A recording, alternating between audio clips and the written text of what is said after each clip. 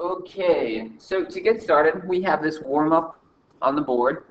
So using the formula, find the area of the triangle. So we have our area equals 1/2 times our base, times our base, times the sine of our angle, times side. So using that formula and using that information, grab a calculator, see if you can solve for the area of that triangle. Take a quick moment, see if you can solve for the area of that triangle.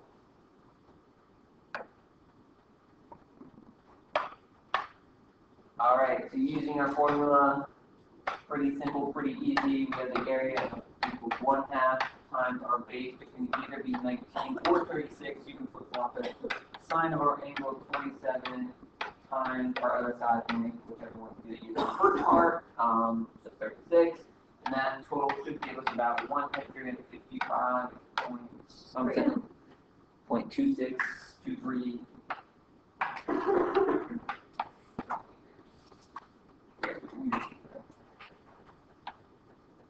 And that would be your area. So once again, just plugging that whole thing into the formula. Pretty simple, pretty easy. That's what we talked about yesterday. Okay with this before we keep going? All right. Another thing we looked at yesterday. I have two triangles here, this red one and a black one. What can you determine about these two triangles? They have the same area. Alex, why do they have the same area? Their bases and heights would be test. Okay. So our bases are the same because they fall on the same spot. So they have the same bases. Why are their heights the same? They're both the parallel line. Good. So no matter where on these parallel lines you measure from the top to the bottom, you're going to get the same distance. And no matter where their heights fall or how the triangles are oriented, they'll always have the same height because they're on the top part of the bottom. So because they have the same base and same height, they should have the same area. Yes? On our assessment on fire, are you going to give us that formula if there are any questions about that? This one? Yes. Yeah, it will have that. And this is really just knowing the situation. I'm still trying to figure out how you might see a question like that. I won't give you something where it's like the two things. That's a Fence. yeah, not the fence thing. No stages in here, everybody. All right, so today we're going to talk about something called oblique solids. So when I say the word oblique, what do you think of, or what does that mean? No. What? Oh, good lord. Can you try it? Yes. I don't know what you You go, oh, no, I don't know. I Oh. Then All right. gargle water. Oblique. What does the word oblique mean here? Abstract. I don't think it would Abstract. Uh-huh. Okay. Okay, so thinking of like the second half. Or the same Spelled a thing. little bit differently, but The same thing, maybe. Maybe it's like really boring. Wait, can you say it again? oblique. Bleach. Boring. Like, Alright, the previous, yeah.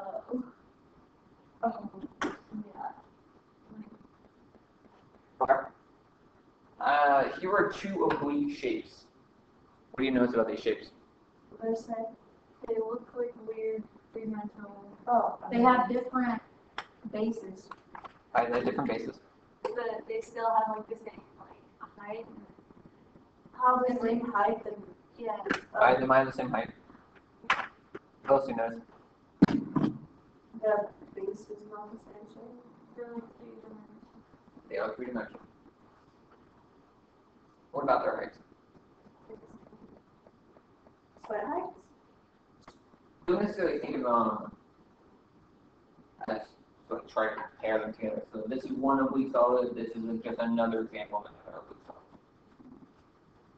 So they don't necessarily need to go together.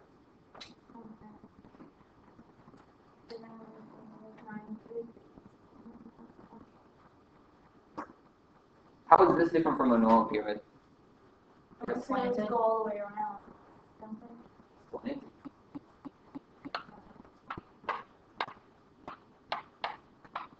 This one slanted? Yes. So the word oblique means not parallel or not perpendicular to the base. So basically it's perfect. What was that? Perfect. Perfect. That is not, okay, that's a good way to say it. So normally you solid or three-dimensional shapes can typically be split into two types of categories. They can either be a right shape or they can be oblique. Right means that the height is in the center of the shape, it's standing vertical, and that height is going to be perpendicular to your place, while a oblique shape, your height is either going to be on the outside of the shape or it's not going to be on that center point. And your shape is going to have that slanted curve to it. So it's going to be slanted in a certain direction. So the point at the top of your shape should not be centered on the base of your shape. And basically, that's an oblique shape. So we're going to look at a couple things with oblique shapes, mainly how to find the volume, how to find the height, and what are some different tools we might have with these. All right. So looking at this shape, is this a right or an oblique shape? Oblique. Oblique. It's nice and slanted. It looks like it's about to fall over. Nice oblique shape. What would the base of this solid be? Rectangle. Rectangle. Good. Got a nice little rectangular base going on. Prism or pyramid? Prism. Prism. Same base as the same top. Does it have a point at the top? So it's prism. And then, if I were to write down some numbers, do you think we could currently find the volume? Mm-hmm. So like if I did like 5, 10, 20, would that be enough information? Isn't 20 your height? No. But it's It's oblique your side. slant height. It's more like your slant height. So when you have to do like the whole 90-degree thing, and then like you look up upward, connect it to the top. Yeah. This So is we'd have to- the height. so we'd have to get a little bit more information to be able to find that. Okay. We're going to do a quick activity.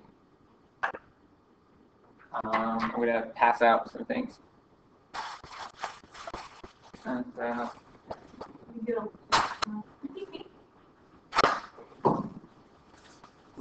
Where do you get all these studies from? what is this stack of pennies? Oh, you're going to grab 10 of those pennies. You don't need all of them. You just need 10. Pennies. And you are going to create a small little tower of your pennies. So just need 10, create a small little cylindrical tower with your.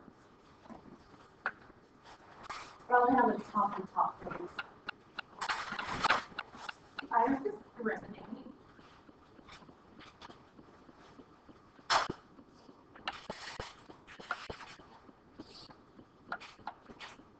Can you just stack them? Is that all you're doing? Yep. Just make 10 penny tall towers. I love it when I read like coins don't actually like smell. It's just like just getting Wait, but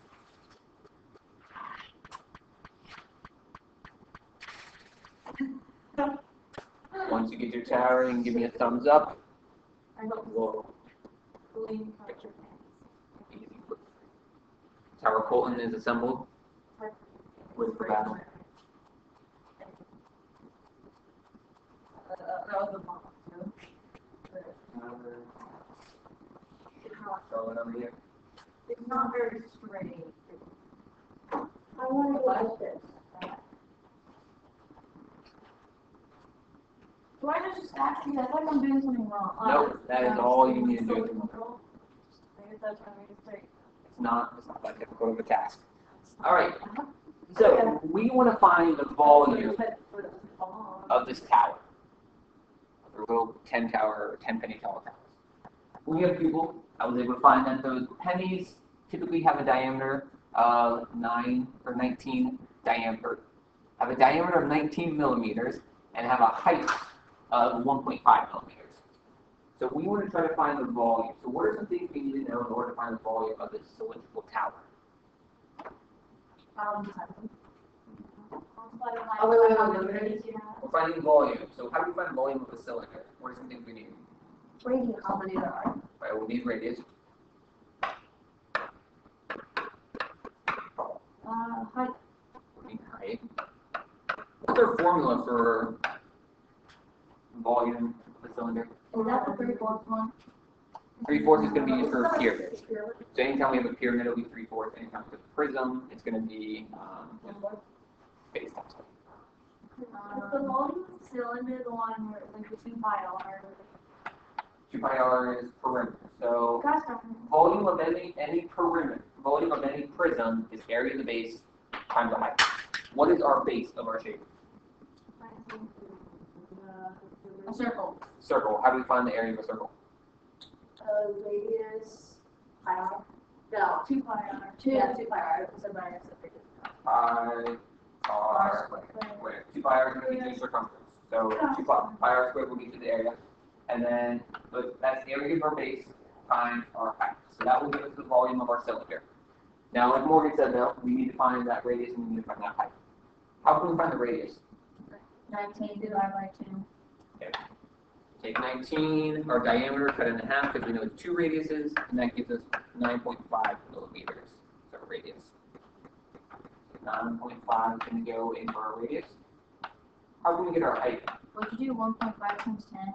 Yeah, we do 1.5 times 10 because you just have that same 1.5 stacked over 10 times. And so we can multiply that. Now it gets 15 millimeters as our height.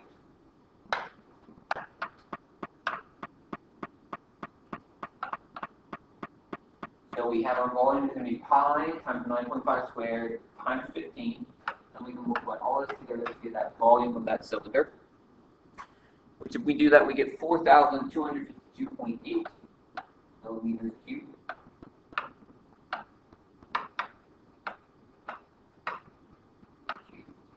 And that is the volume of your little. We okay with that so far? All right, now take your penny tower and then shift it so it's an oblique.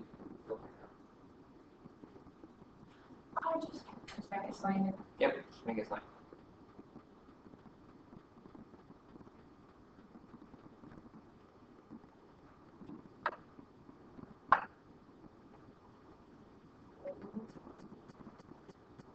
And looking at that oblique cylinder, leading back to your original tower, what do you notice? It's not easy to find the vertical anymore. Okay. But the volume, it doesn't change, right? It's still the same pennies and everything.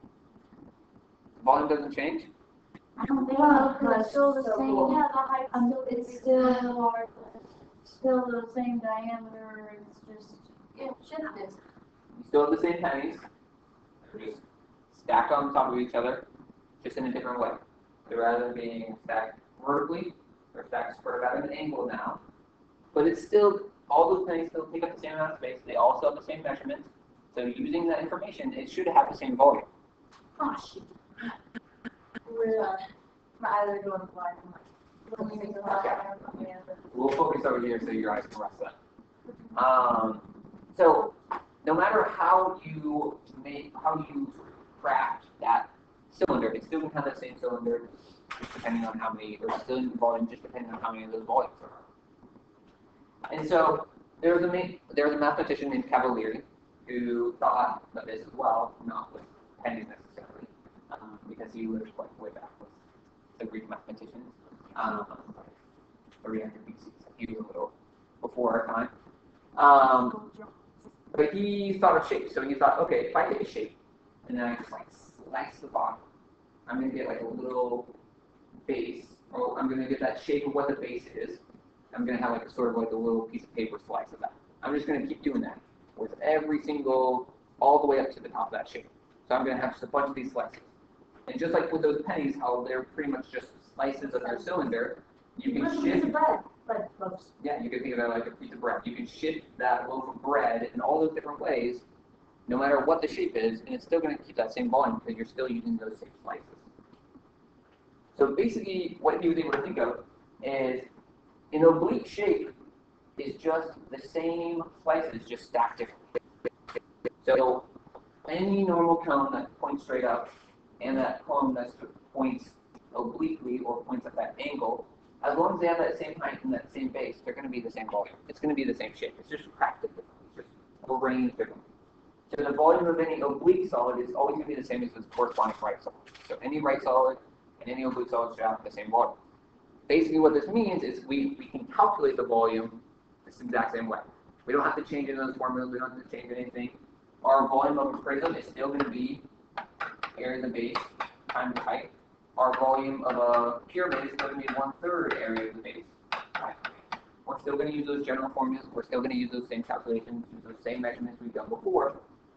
But we don't have to change any of that just because of the way it's just sliced differently. That makes sense. We don't care about that. So that's Cavalier's principle basically in a nutshell. Basically, it doesn't matter if it's oblique or it doesn't matter if it's right, you're still going to find that same volume. You're still going to find that same calculation. Which is nice. It makes it easy on us. So we want to try to practice this and try to find some of the volumes of these oblique shapes. So this first one, I have this oblique cone on the board. Once again, for a pyramid, 1/3 times area of my base times my height. What is my base again? A circle. Circle. How do we find that one more time? Pi times radius squared. Radius squared. Our radius squared total is 10, which is pi times 10 squared, which is 3.14 for 10. That will give you, for 3.14 for pi, that will give you 114 centimeters squared. So that's our area of our base. What's our height we're given? 16. 16. So easy enough. That's it's going to be an easy 16 right there. And so for our volume, it's just going to be 1/3 times 314 times 16, and that will be our volume of our oblique cylinder, which is just 1,675.51 centimeters squared. If you was not that accurate. But once again, we're still using that same formula. We're still using the same volume calculations that we've done in the past, we've used many times before. The only thing that's different is now our shape is flat. What do you notice about that second shape?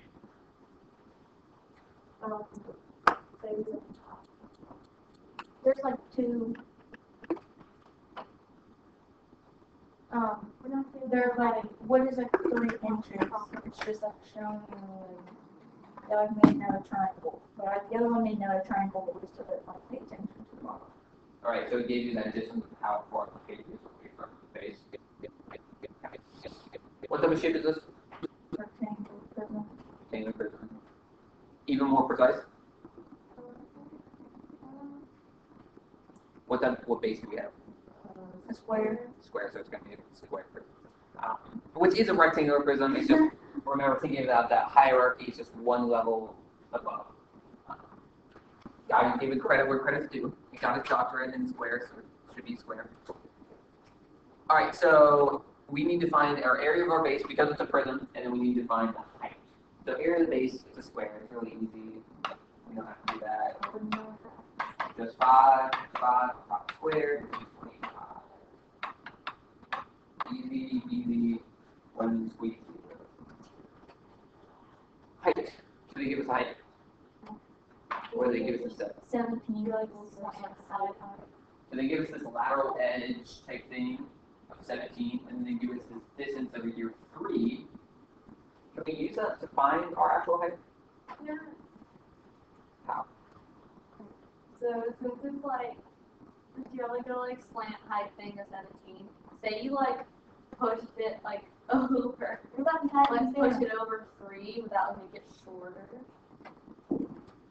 I mean, like it's So if we shifted it back over, it would, those slant heights would change. Yeah. But we don't quite know. We can calculate that, but it would basically be this. So we have to figure out how to calculate that, which is basically looking for height. real. What do you say, Morgan? Pythagorean theorem. What do you mean? 17 for like that for your hot and fish or it's called, and then your solid. So we're looking for that height. We have our 3 as one leg. We have 17 as our bucket. Right triangle, so we can use Pythagorean theorem. B squared plus B squared equals C squared. B squared plus B squared equals C squared. And we have 3 squared plus H squared equals 17. So 17 are hypotenuse, so it has to be C. Take a quick moment, see if you can find H. Well, freak me. All right, so using our Pythagorean theorem, what did we find for h?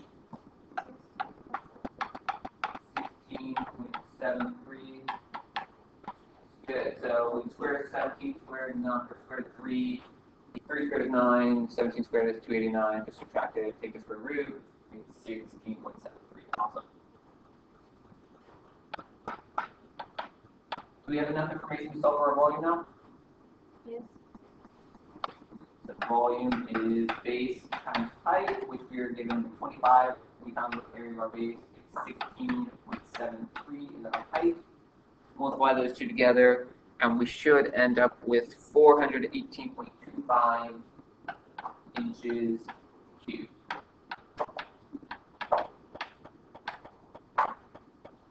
That is our final measurement. Are we okay with this? Easy enough. So we're still using the same formulas. It's just sometimes we might have a little bit trouble finding the height depending on the information given to us, but nothing we can't deal with, nothing we can't work with. Alright. I want you to try this one on your own. Stagnant or Cavalier's principle. Find the volume of that pyramid. Generic rectangle pyramid. Use your formula, find the volume, find the base. That would look weird. It doesn't give us the thing. So, walk me through the steps. What did you do? Well, your base is a square, so you do. Is it a square? Is it not a square? But you still do the same thing. It's such a square. What is it? That is such a It square. is a square. It's like you know. Just a It's tree. a frog. 10 times You're 12. allowed to know. That equals 120. Yeah. Then you do area 1/3 times 120 times 8. Yeah, that's right.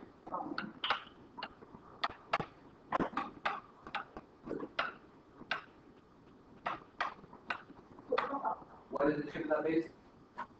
Square. Not a square. I promise you, it's a square. Why is it not a square?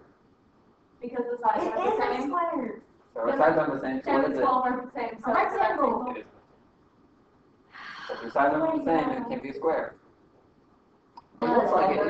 It's Your a sides square. are pretty close though, so they're pretty close measurements, so they should be, but unfortunately, it's not a square.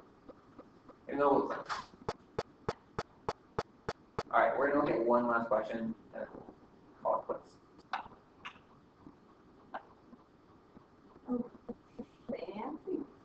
So we have this fun thing going on. What do we notice? There's like a little right triangle thing, so we can find our height. Okay. So we'll have to find the height. That's not hard. Okay. It has a, is that a pentagon or is that a hexagon? Hexagon. It has a, what's that called, a hexagon, the word, Hexagonal prism. Hexagonal pyramid. base. So you gotta find, okay, you don't have your apothem on it. Do we have an apothem? Actually, No. we do. It's a 50 or Yeah, you do. 50 will be your apothem. And so we gotta find, what are we trying to, what did you decide? Just one. What are you Oh, okay. Keep going. Keep going. No, keep rolling. You're doing great. But you have your, what is that, your slant height? Um, What's that called? so it's not necessarily a slant height. It's more like a translated height. We don't really have a name for it. It's just from the center point to that top point. So it's just a distance at this point. Not really any piece that we can, that would necessarily, we don't want to have a name for that line. Okay. So now we just gotta find the area of the base. Okay. How do we find the area of the base? Let's start with, yeah. Let's start with that. It's like, what is it, number of sides?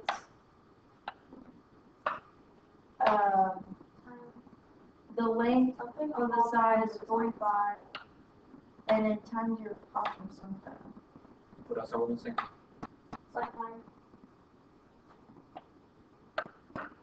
So 1/2 times side length times apothem times number of sides. That will give you an area in any regular shape. So in this case, it's 1/2 times 45 times 50 times our number size, which is 6, and we'll get the area of our base, which is 6,750. And then feet squared. So that's our area of our base. That's the bottom spot. Okay, now we have to find the height, so do Pythagoras theorem. No, just kidding, we can't, because we don't have that on the bottom. We just have How about to our measure. profit and equality is circular? Could you But- do? The apostrophe goes to here. Do we know how long this is? No. So we can't use the apostrophe. Good thoughts, though. Good thoughts. Can I do something with the 80 angle? What could we do? Oh, we can do something up. Yeah, but I didn't know what to use for that. That's like your like. Yeah, that would be your sign. So our angle is 80. H is going to be our opposite. 800 is our hypotenuse. So let's use sine. The sine of 80 over 1 is always going to be H, the opposite, over the hypotenuse, 800.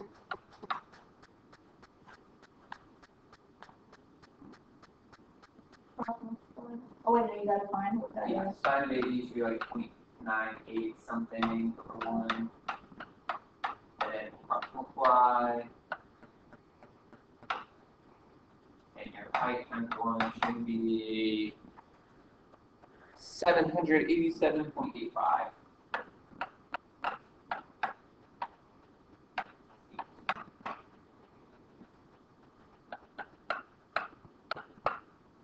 That's a big number.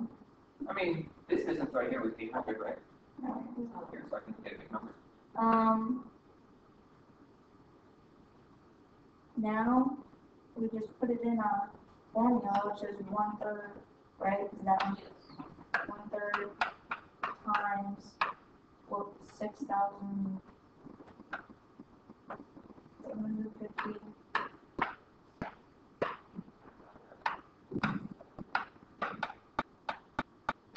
Big number. We have 1,772,662.5 feet cubed. That is the volume of that giant Wow. pyramid.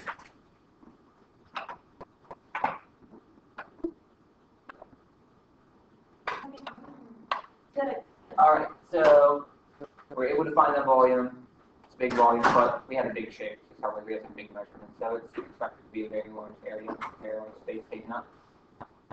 One thing to watch out for, one thing to just sort of take note of, with these oblique solids, you have to have that height. So in some situations, we're given the height. Like that last problem you guys did on your own, you're given the height. Height was 8. It was easy to solve. Sometimes you aren't given the height. So if you aren't given the height, first step should be look for Pythagorean theorem. If you have Pythagorean theorem, go for it. It's good to go. Try.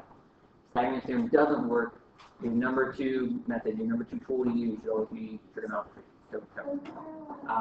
So that should always be like sort of like if you think about you have a toolbox to solve your problems. First tool you should reach for should always be Pythagorean theorem. Second tool you should reach for should always be trigonometry. Try one of those. If neither of those work, then I probably just messed up and I probably didn't put something down on the piece of paper. So those should be your 2 tools to help you find a missing height in one of these situations. But sometimes, like we did in the last problem, the height might be different. So sometimes it might be easy, sometimes it might be solved. But other than that, that's pretty much oblique solids. It's just using those volume formulas once again, just becoming more familiar with it, and sometimes encountering some weird heights. Tomorrow we're going to talk about density. Density is pretty easy. So we just talk about division, and then from there, I mean one division problem pretty much, but that's what we'll do. And then we'll practice that stuff on Thursday, and then we'll get to go for Friday. Any questions before we?